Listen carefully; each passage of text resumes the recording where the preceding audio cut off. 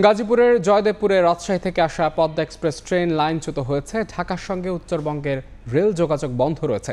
এই মুহূর্তে সেখানে আছেন রিপোর্টার মেহেদি হাসান, সরাসরি যাচ্ছে তার কাছে। মেহেদি,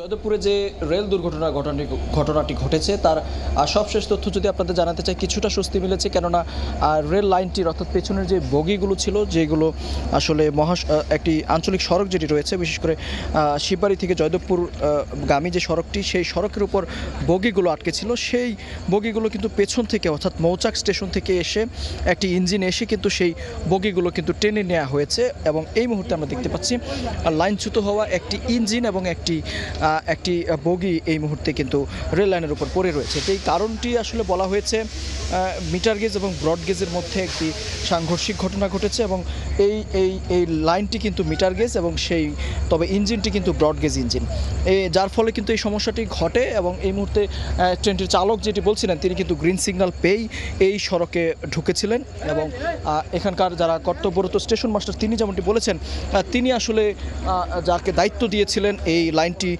লাইনটি আসলে ক্লিয়ার করার জন্য, তিনি হয়তোবা কোনো কারণে তিনি হয়তোবা তার দায়িত্ব অবহেলা রয়েছে।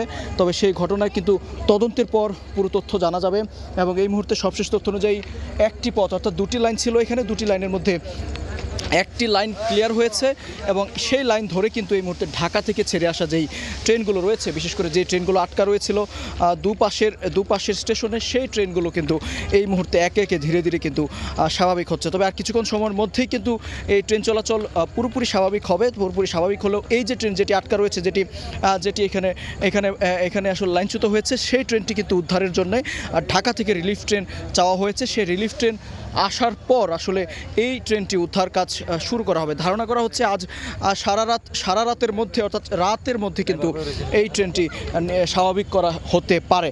এবং এর বাইরেও এই মুহূর্তে আমরা দেখতে পাচ্ছি যে আসলে যে একটি লাইন রয়েছে, যেই একটি লাইন ধরে কিন্তু লাইন চলাচল স্বাভাবিক হয়েছে এবং কিছুক্ষণের মধ্যেই হয়তো পুরোপুরি নিয়ন্ত্রণে আসবে, ট্রেন চলাচল স্বাভাবিক হবে। তো এই ছিল গাজীপুরের জয়দেবপুরে রেল দুর্ঘটনার সবশেষ তথ্য আমার কাছে।